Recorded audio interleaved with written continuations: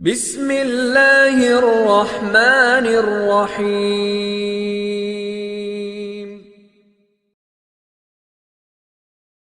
نبی پاک کے صحابہ فرماتے ہیں کہ مدینے کے 10 سالوں میں اللہ کے رسول نے ہر سال قربانی فرمائی ہے، ہر سال قربانی دی۔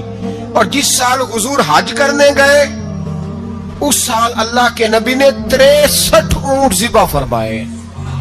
اور حضور صلی اللہ علیہ وسلم جب اونٹ ذبح کرنے لگتے نا تو صحابہ کہتے ہیں اونٹ خود دوڑ کے حضور کے سامنے آ کے لیٹ جاتا، اور نبی پاک اسے ذبح کرتے اور فرماتے ہیں ایک دوسرے کو دھکے دیتے اونٹ کے، پہلے میں نے جانا ہے ذبح ہونے کے لیے، پہلے میں نے، انہیں پتا تھا کہ جو مصطفیٰ کے ہاتھوں ذبح ہوگا وہ تو دائمی زندگی پا جائے گا، یہاں بھی وہاں بھی زندہ۔ 63 اونٹ ذبح کیے۔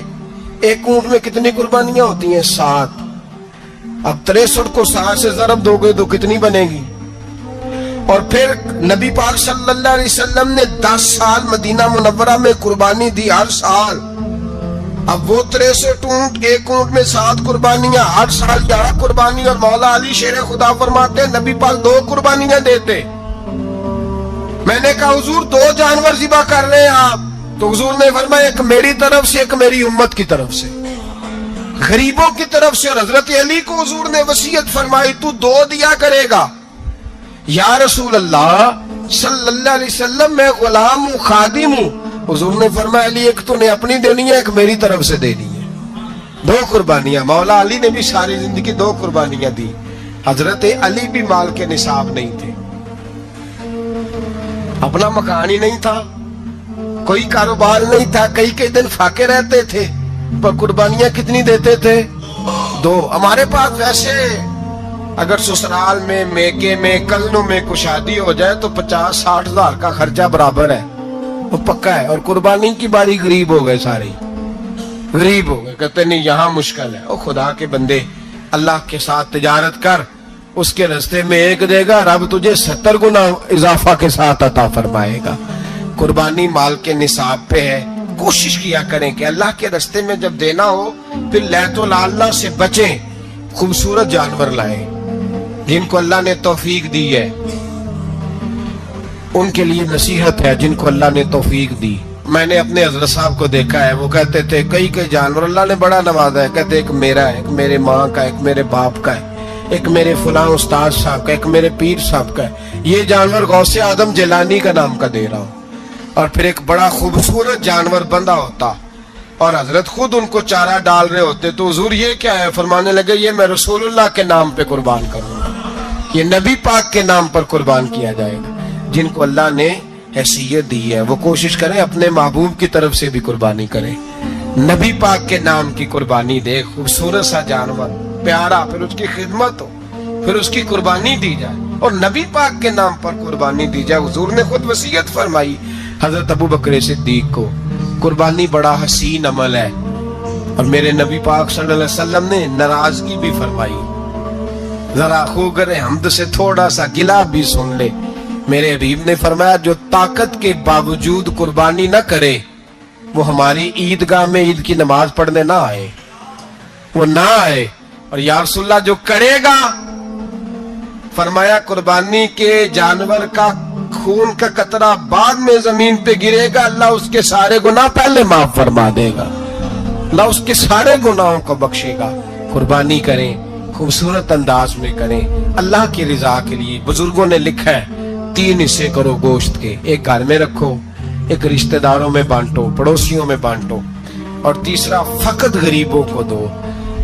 لیکن میں اکثر یہ سوچتا ہوں کہ ہمارے ہاں قربانی کرتا ہی وہ ہے جن کے گھر میں ہر جمعرات کو چھوٹا گوشت پکتا ہے، اور جن کے گھر میں ہفتے میں 3 دفعہ مرغی کا گوشت پکتا ہے، وہی تو قربانی دینے کے قابل ہوتے ہیں۔ تو وہ بھی اگر قربانی کے بکرے میں سے بھی تیسرا رکھنا چاہیں تو اجازت تو ہے، میں نے کہا سارا رکھنے کی بھی اجازت ہے، لیکن اگر آپ مہربانی کریں، کوشش کریں کہ یار ہم تو سارا سال ہی کھاتے ہیں، اور ہمارے یہاں جو گوشت تقسیم ہوتا ہے نا وہ بھی باری لگی ہوئی ہے، ادھر سے پلیٹ آئی تھی گوشت کی تو ادھر سے بھر کے چلی گئی، بھئی اس نے کی ہے، اس کو بار بار گوشت دینے کا کیا مطلب ہے؟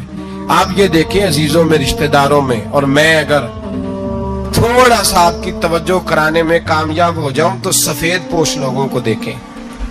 کچھ سفید پوش ہیں، سفید پوش جن کے اوپر قرضے ہیں، بیماریوں نے جکڑ لیا ہے، گھر میں بڑے بڑے سخت مریض آ گئے ہیں. سفید پوش پہلے دیا کرتے تھے. آپ ان سے پوچھتے ہیں صاحب قربانی، تو بات کو ٹالتے ہیں. وہ کہتے ہیں سوچ رہا ہوں کوئی حصہ ڈال جائے. پردہ پوشی کرتے ہیں، کہتے ہیں کئی حصہ رکھا ہوا ہے. پردہ پوش. اکثر وہ لوگ قربانی نہیں دے پاتے. اکثر دیا کرتے تھے، اب نہیں دے پا رہے. کیوں؟ اس لیے کہ مشکلات ایسی آ گئیں. ان لوگوں کا خیال کریں، ان کے گھروں تک گوشت پہنچا کے آئیں، ان پر توجہ کریں. وہ سفید پوش آدمی کبھی ذکر نہیں کرے گا. کچھ تو ایسے ہیں جو خود پہنچ جاتے ہیں کہ ہمیں گوشت دیا جائے، لیکن کچھ سفید پوش ہیں لا یسألون الناس الہافا. اللہ فرماتے کچھ لوگ لپٹ لپٹ کے سوال نہیں کرتے، سفید پوشی کا بھرم رکھتے ہیں، کا مزاج نہیں. ان کی طرف دیکھیں، اپنے رشتہ داروں کو دیکھیں، خاص کر ان رشتہ داروں کو دیکھیں جن کا آپ کو پتہ ہے کہ غریب ہیں، مجبور ہیں. ان کے گھروں میں گوشت بھیجیں. غریب بیٹیوں، غریب بہنوں کا خیال کریں، اس طرف متوجہ ہوں، ان کے ساتھ اس نے سلوک کریں، اس طرف آپ لوگ خیال کریں.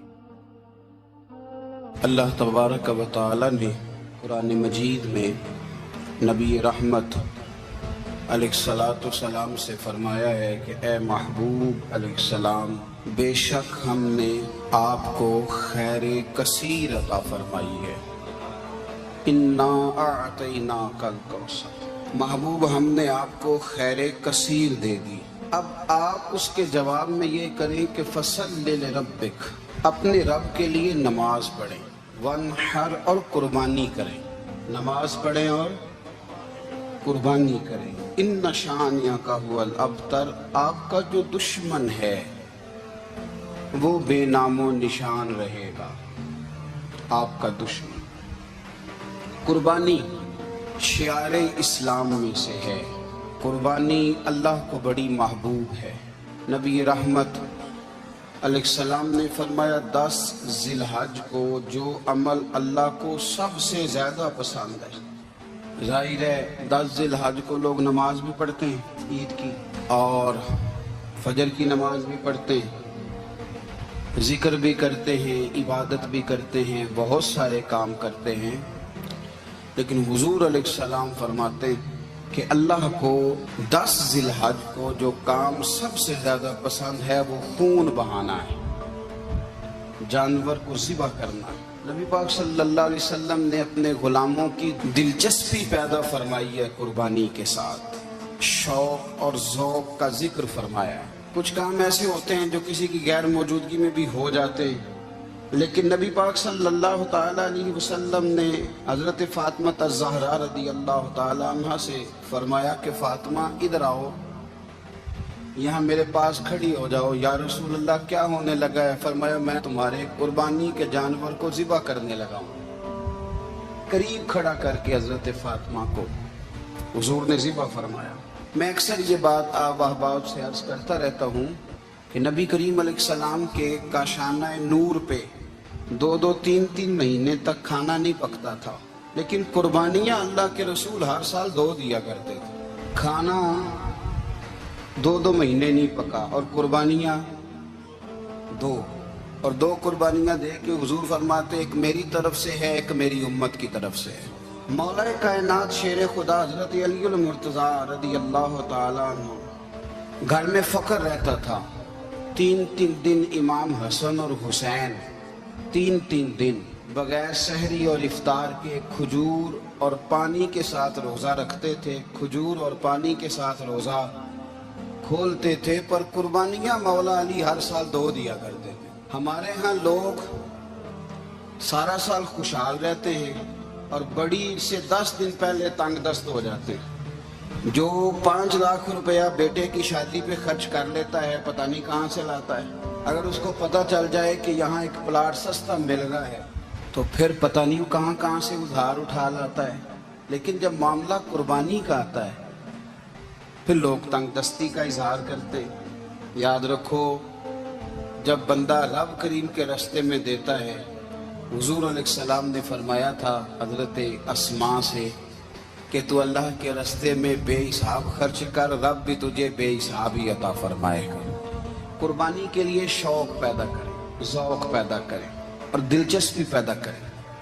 یہ بات ٹھیک ہے کہ قربانی صاحب استطاعت پر فرض ہے، لیکن اس کے لیے شوق پیدا کریں۔